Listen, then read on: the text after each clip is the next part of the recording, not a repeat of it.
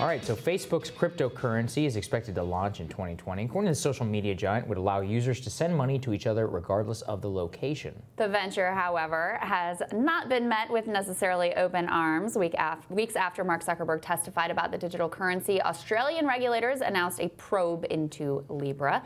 Technologist John McAfee reportedly called the plan an abomination, saying it would monitor everything that users do.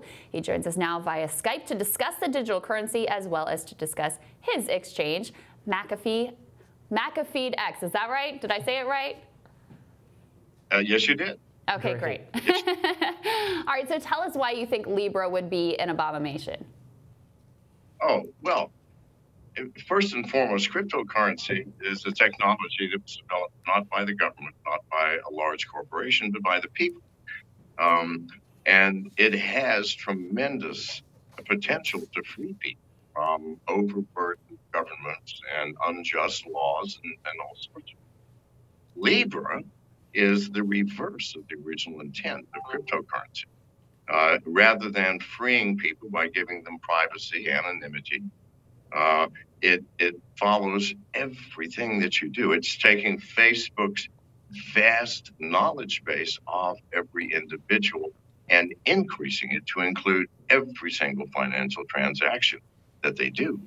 I don't think that this is in the interest of the people, nor in the society. Mm-hmm.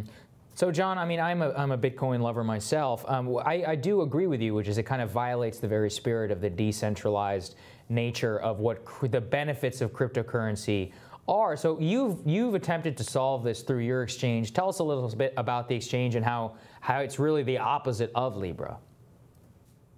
Well, first of all, yeah, the exchange is not a coin. It is actually a place to exchange coins. So it is fully distributed and fully decentralized, meaning that we don't hold money, we don't ask for names, information, we don't ask anything about you, no email addresses. We don't care where you are. You can be in America, China, Tierra del Fuego. It can't ever be shut down because I created it on the blockchain in smart contracts. It's part of the blockchain now. It can't ever go away. So I can't shut it down. And if the SEC comes to me and says, you have to shut it down, I'm sorry, I have no capability to do so. And I think this is what we have to keep governments from stepping on this technology that was built and came from the people.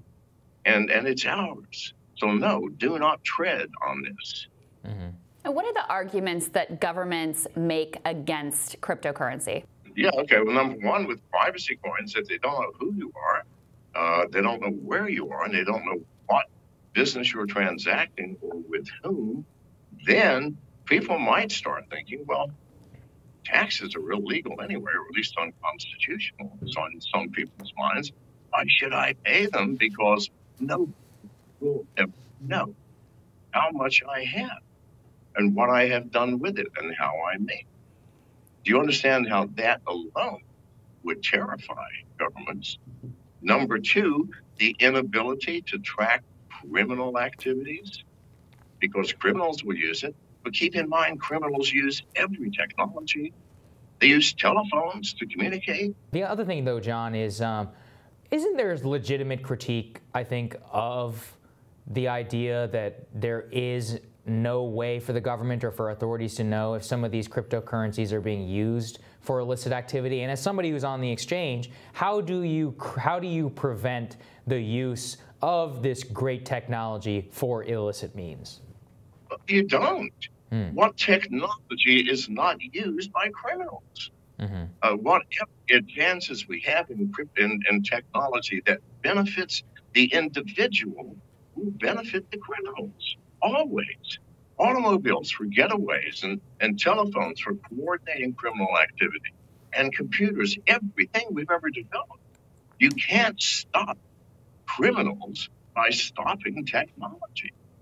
We're trying to prevent them to get access to it. I mean, that's madness.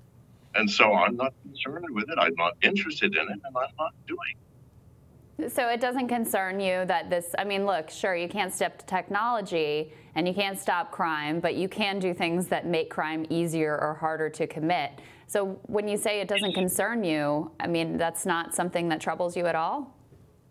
Yes, of course it troubles me, but is it my job? Isn't that the job of the FBI, of the CIA, of local law enforcement? Good God, you can't put that responsibility on me as an entrepreneur. Please, God, you can't require me to assist you in preventing what might be a future crime. But don't you have a moral responsibility to think about the societal impacts of your innovation? I'm sorry? Do you have a moral responsibility to consider the societal impacts of your innovation?